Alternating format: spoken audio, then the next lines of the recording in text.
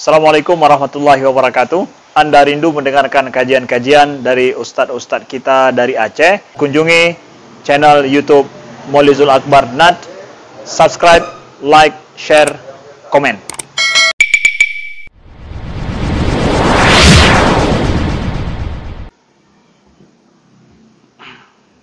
Bismillahirrahmanirrahim. Assalamualaikum warahmatullahi wabarakatuh.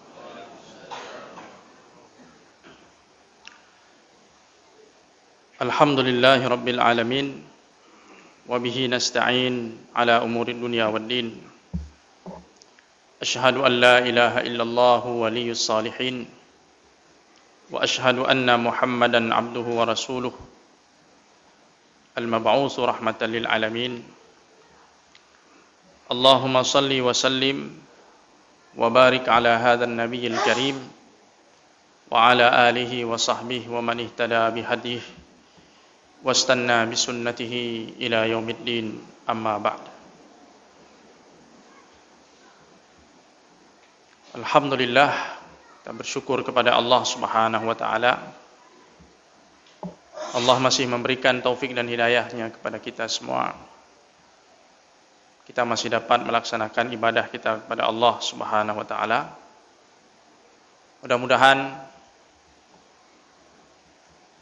kita dapat melaksanakan ibadah Ramadan ini dengan tuntas sampai akhirnya kita mendapatkan meraih kemenangan di sisi Allah Subhanahu wa taala karena ibadah yang sudah kita laksanakan itu. Kaum muslimin wal muslimat jamaah Isya dan Tarawih yang dirahmati Allah Subhanahu wa taala. Sebagaimana telah kita maklumi bersama bahwasanya salah satu kemuliaan dari bulan Ramadan ini adalah bahwa di dalamnya Allah Subhanahu wa taala menetapkan satu malam yang sangat mulia yang kita kenal dengan Lailatul Qadri. Sebagian orang mengatakan malam Lailatul Qadri. Itu sebenarnya ungkapan yang sudah berulang. Lailah itu itulah malam. Jadi kalau Lailatul Qadri sudah Lailatul Qadri saja, tidak perlu disebut malam Lailatul Qadar. Karena arti Lailatun itu malam. Malam Qadar. Malam yang penuh dengan kemuliaan. Ini salah satu keistimewaan bulan suci Ramadan. Terkait dengan malam Qadar ini atau Lailatul Qadar ini, Imam Ibnu Hajar Al-Asqalani rahimahullah mengatakan ada sekitar 40 pendapat ulama terkait dalam masalah ini. Sampai ada yang berpendapat malam Qadar itu ada di luar bulan Ramadan, tidak mesti di bulan Ramadan. Ada yang berpendapat malam Qadar itu sudah tidak ada lagi, sudah berakhir, tidak ada lagi. Ada yang berpendapat bulan atau malam Qadar itu sepanjang Ramadan, tidak hanya di 10 yang terakhir. Dari malam pertama, pertengahan sampai akhir itu potensi dan peluang terjadinya Lailatul Qadar itu ada. Ada 40 pendapat ulama terkait masalah ini. Kata Imam Ibnu Hajar yang sudah meneliti, menelusuri berbagai pandangan dan pendapat para ulama Islam. Tapi dari pendapat-pendapat itu semua yang kemudian diperkuat sehingga itu menjadi pedoman kita dan pegangan kita dalam hal ini adalah pendapat yang pertama mengatakan Lailatul Qadar itu masih berlaku sampai hari kiamat. Jadi sebuah berita gembira kepada kita bahwa Lailatul Qadar itu masih terjadi, tidak hanya di zaman Nabi saja sallallahu alaihi wasallam. Itu kabar gembira yang pertama. Yang kedua, pendapat yang paling kuat malam Qadar atau Lailatul Qadar itu adanya di bulan Ramadan. Kemudian dipersempit lagi berdasarkan hadis-hadis Nabi sallallahu alaihi wasallam yang Nabi memerintahkan umatnya untuk mencari Lailatul Qadar itu atau berusaha mendapatkan Lailatul Qadar itu pada 10 malam yang terakhir. Sudah lebih mengkerucut lagi.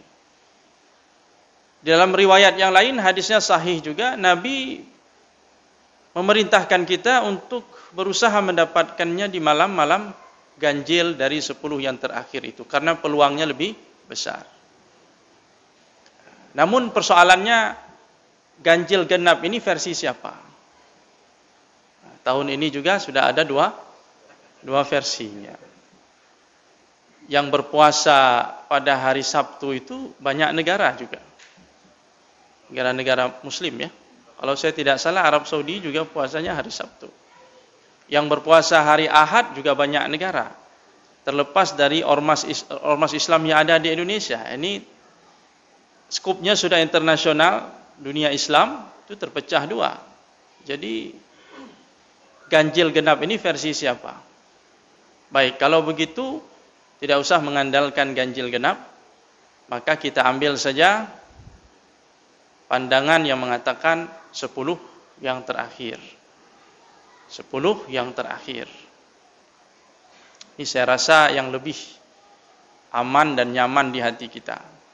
Artinya kita persiapkan segala kekuatan kita, semangat kita untuk memaksimalkan ibadah di malam-malam yang terakhir di bulan Ramadan itu, karena di situ diduga kuat terjadinya Lailatul Qadar. Ada yang berpendapat malam Qadar itu terjadi pada satu malam tertentu, sehingga sebagian sahabat berpandangan malam 27. Setiap tahun malam 27, itu ada pandangan begitu. Ya, karena Ibnu Hajar mengatakan 40 pendapat ulama di dalam masalah itu. Ada yang bilang dia tidak berpindah-pindah, hanya satu malam saja. 27 ya, seterusnya 27. Mungkin sebagian umat Islam menganut ini. Ketika saya di Mesir dulu, saya melihat malam 27 itu masjid dibuka 24 jam. Penuh. Rupanya orang-orang Arab termasuk meyakini Lailatul Qadar itu 27 sebagian dari mereka. Ada yang berpendapat 21 saja. Setiap tahun 21 begitu. Jadi ada dua pandangan di sini dalam masalah ini. Ada yang mengatakan dia tidak berpindah-pindah. Bagi yang berpendapat 21 ya sepanjang tahun, setiap tahun 21, malam 21. Tapi pendapat yang paling dekat kepada kebenaran, ya, bukti dalam hadis-hadis Nabi sallallahu alaihi wasallam bahwa Lailatul Qadar itu berpindah-pindah dari tahun ke tahun. Tidak tetap pada malam tertentu. Dan itu sengaja dirahasiakan oleh Allah Subhanahu wa taala supaya memotivasi kita untuk beribadah kepada Allah Subhanahu wa taala di setiap malam. Sehingga ada seorang sahabat mengatakan, kalau saya tidak salah Abu Hurairah mengatakan, beribadahlah sepanjang tahun, pasti kamu akan mendapati Lailatul Qadar. Jadi artinya dalam konteks Ramadan ini, beribadahlah setiap malam di bulan Ramadan, pasti kita akan mendapati Lailatul Qadar ini. Al-Imam Syafi'i rahimahullah meriwayatkan dari Ibnu Abbas. Ibnu Abbas mengatakan, anna ihya'aha yahsulu bi an yusalli al-'isya fi jama'ah wa ya'zimu ala an yusalli as-subha fi jama'ah. Abdullah bin Abbas mengatakan, seseorang itu dianggap mendapatkan Lailatul Qadar dan beribadah pada malam Lailatul Qadar apabila dia salat Isya berjamaah.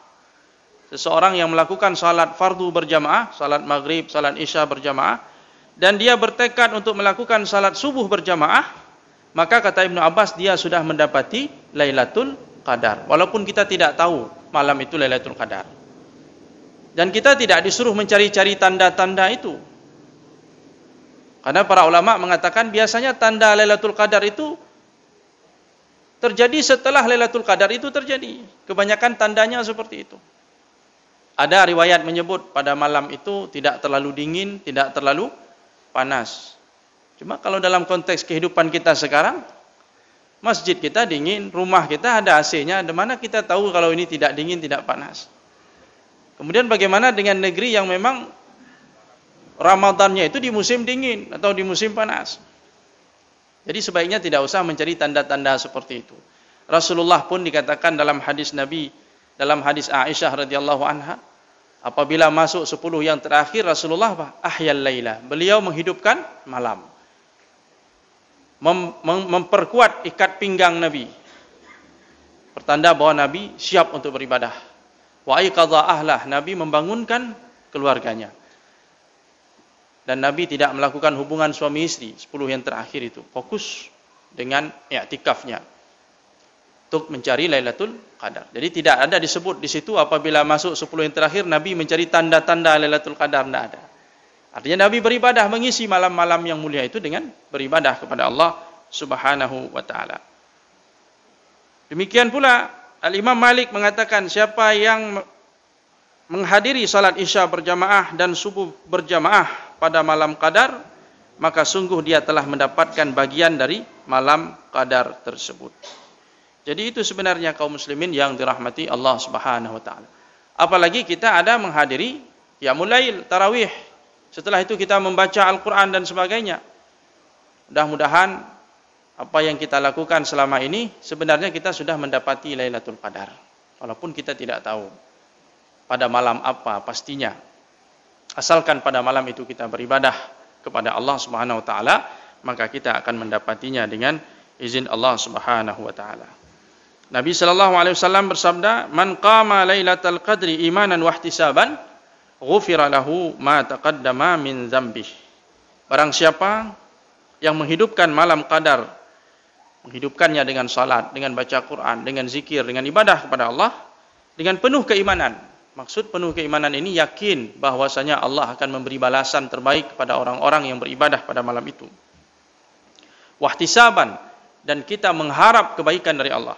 Ghufira lahu ma taqaddama min dzambih, maka Allah akan ampuni dosa-dosa kita yang terdahulu.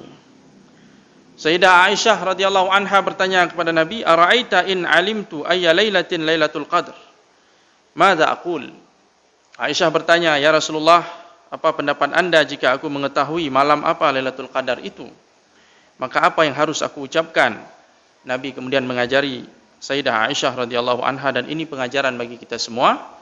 Quli, ucapkanlah, Allahumma innaka afuwun tuhibbul afwa fa'fu anni.